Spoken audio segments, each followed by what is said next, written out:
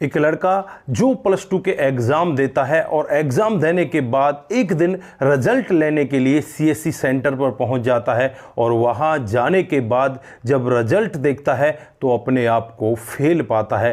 वो इतना ज़्यादा निराश हो जाता है, वो अपने घर ना जाकर वहां से सीधे दिल्ली के लिए रवाना हो जाता है। दोस्तों, दिल्ली पहुंच जाता है और दिल्ली जाने के बाद उसका जो जीवन बदलता है कभी किसी ने कल्पना भी नहीं की थी। दोस्तों, इधर जो माता पिता हैं उनका रो रो कर बुरा हाल होता है, लेकिन कुछ दिनों के बाद जो यहाँ पर घटता है कभी किसी ने कल्पना भी नहीं की थी। अगर आप लोग भी पूरे मामले को डिटेल से जानना चाहते हैं कि उस लड़के के साथ आखिरकार हुआ क्या था, वो कौन सी जगह पहुंच गया था, तो वीडियो को ज़रा सा भी स्किप ना करें, लास्ट तक वीडियो को ज़रूर देखिएगा। आगे बढ़ने से पहले हमारी वही रिक्वेस्ट की जो हमारे चैनल के साथ नए हैं कृपया करके चैनल को फॉलो कर लें, बेल आइकन को ज़रूर प्रेस करें। नमस्कार, जय हिंद। आप देख रहे हैं APH न्यूज़ राहुल रावत के साथ। दोस्तों, आज की जो हकीकत की घटना आप लोगों को बताने जा रहा हूं, बिहार में एक ज़िला पड़ता है चंपारण और इसी के एक गांव की ये हकीकत की घटना है। यहाँ पर सुनील नाम का एक लड़का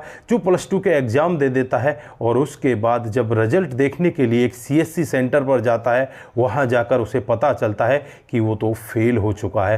दोस्तों, अब उसकी इतनी हिम्मत नहीं हो रही थी कि वो अपने माता पिता के पास जा सके। हालांकि माता पिता की वो इकलौती संतान होती है, फिर भी यहाँ से सुनील सीधा भाग जाता है और भागकर दिल्ली पहुँच जाता है। इधर जो माता पिता होते हैं, इसकी माँ बहुत ज़्यादा परेशान होती है, परेशान होकर इधर उधर अपने बेटे को काफ़ी ढूंढवाती है, लेकिन कहीं से भी बेटे का आता पता नहीं लगता। दोस्तों, सुनील दिल्ली पहुँच जाता है। दिल्ली में उसकी मुलाकात एक हरीश कुमार नाम के व्यक्ति से होती है।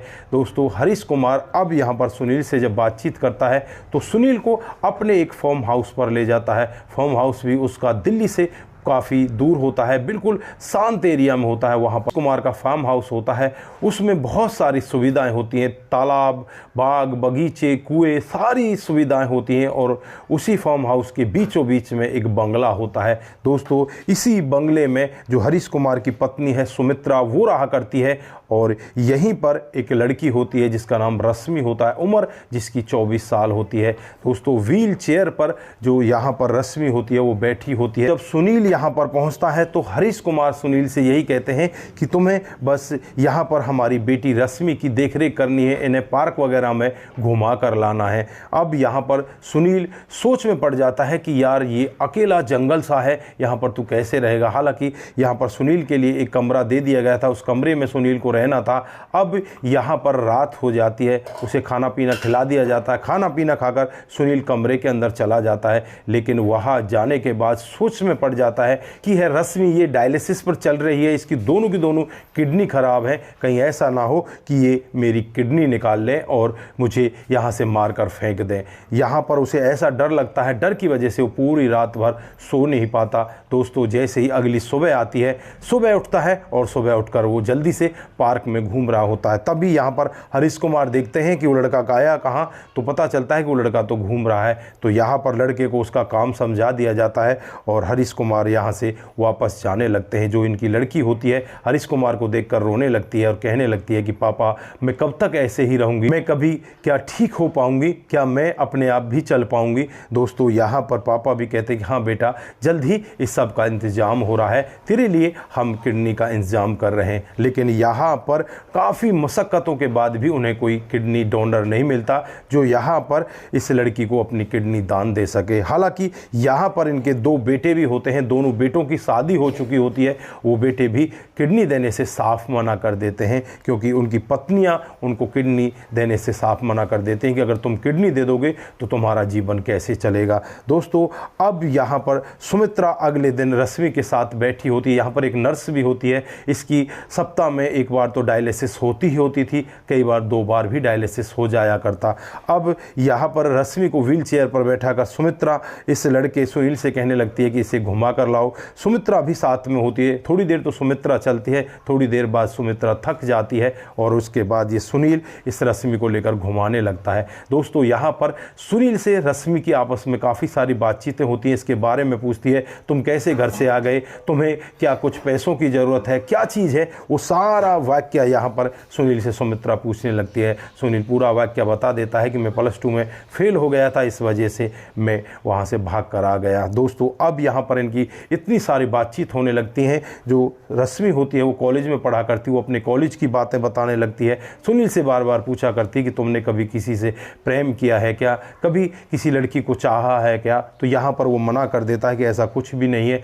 अब यहाँ पर धीरे धीरे समय बीतने लगता है और समय के हिसाब से लगभग 5 से 6 दिन का समय बीत जाता है। एक दिन का वाक्य होता है जब सुनील रश्मि को घुमा रहा होता है तो रश्मि यहाँ पर सुनील से कहने लगती है कि मैंने पता नहीं कौन से जन्म का कितना बड़ा पाप किया है जिसकी सज़ा मुझे आज यहाँ पर मिल रही है। मैं तो बाहर घूम फिर कर भी नहीं आ सकती, मेरे सपने हैं कि मैं बाहर घूमूं, मैं इस जीवन को अच्छे से जीऊं, लेकिन मैं करूं तो क्या करूं। मेरे पास धन दौलत की कमी नहीं है, लेकिन मेरा शरीर ही सही नहीं है, तो मैं अब क्या कर सकती हूं।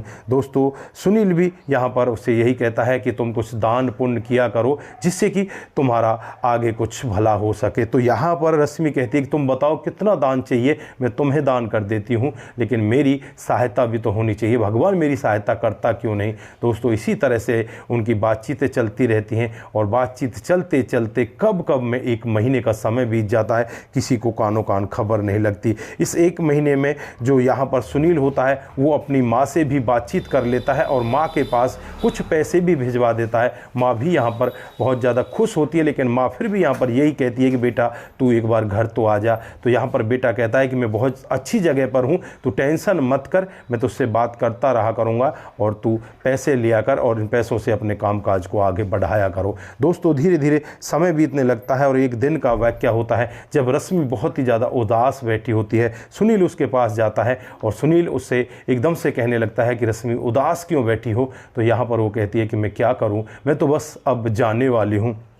तो यहाँ पर सुनील कहता है कि नहीं नहीं, तुम्हें जाना नहीं है, तुम्हें तो इस दुनिया को देखना है, मैं तुम्हें अपनी एक किडनी दान में देता हूँ। दोस्तों ऐसा वाक्य सुनकर रश्मि की आंखों में आंसू होते हैं। वो कहती है कि क्या तुम मजाक कर रहे हो। तो यहाँ पर वो कहता है नहीं नहीं, मैं मजाक नहीं कर रहा, मुझे पता है मैं इतना पढ़ा लिखा हूँ, एक किडनी से भी इंसान जिंदा रह सकता है और तुम भी जिंदा रहोगी, मैं भी जिंदा रहूँगा, तो इससे ये जीवन तुम्हारा भी आगे बढ़ जाएगा। दोस्तों यहाँ पर रश्मि की आंखों में आंसू होते हैं और शाम को ही ये पूरा वाक्य अपने पिता हरीश कुमार को बताती है। हरीश कुमार भी बहुत ज़्यादा खुश होता है। हरीश कुमार यहाँ पर उस सुनील से कहने लगता है कि बेटा पहले तुम अपने माता पिता से बातचीत कर लो, ये फैसला इतना आम नहीं है क्योंकि तुम्हारी शादी भी नहीं हुई है और ऐसा फैसला लेना ठीक नहीं है, पहले अपने माता पिता से बात कर लो। लेकिन यहाँ पर सुनील कहता है कि अगर मैं अपने माता पिता से बात करूँगा तो वो मुझे कभी भी इस काम को नहीं करने देंगे, क्योंकि मेरे माता पिता कभी भी ये नहीं चाहेंगे कि उनके बेटे की एक किडनी किसी को दान में दे दी जाए।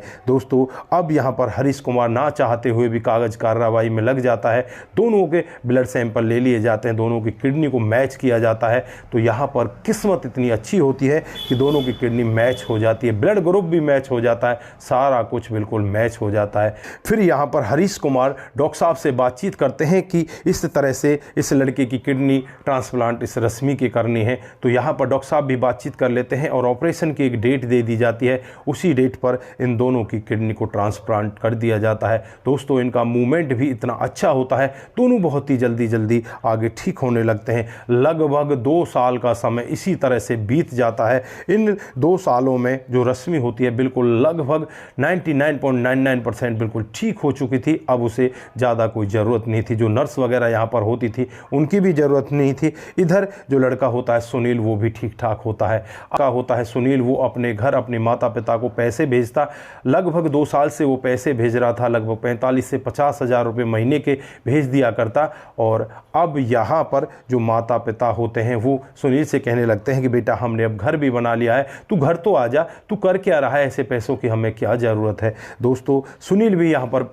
एक बार के लिए मन भारी कर लेता है और यहाँ पर इन लोगों से कहता है कि अब मुझे एक बार अपने घर जाना होगा। यहाँ पर रश्मि जब सुनील का ऐसा वाक्य सुनती है तो उससे कहती है कि वहाँ जाकर किसी से प्यार मत कर लेना, तुम्हें वापस आना होगा। तो यहाँ पर सुनील कहता है कि प्यार कर लूँगा तो क्या दिक्कत है, उसे भी साथ ले आऊँगा। तो यहाँ पर रश्मि कहती है कि उसे साथ ले आओगे तो मैं उसे यहाँ से भगा दूँगी, उसे यहाँ रहने नहीं दूँगी। से अब ये तीनों लोग यहाँ पर सुनील को रेलवे स्टेशन पर छोड़ने के लिए जाते हैं और रेलवे स्टेशन पर छोड़कर वापस आ जाते हैं। सुनील अपने गाँव पहुँच जाता है। जैसे ही सुनील गाँव में पहुँचता है तो जो आसपास के लोग बाग होते हैं वो सभी बहुत ज़्यादा खुश होते हैं, सुनील के पास आने लगते हैं और कहने लगते हैं सुनील हमें भी ऐसे ही काम पर लगवा दे जैसे पर तू काम कर रहा है, क्योंकि सुनील यहाँ पर बहुत ही अच्छा पैसा कमाया करता है। दोस्तों अब यहाँ पर एक दिन का वाक़या होता है जब सुनील सो रहा था, कुछ हवा चल रही थी तो जो उसकी टी शर्ट है वो थोड़ा सा ऊपर की तरफ हो जाती है।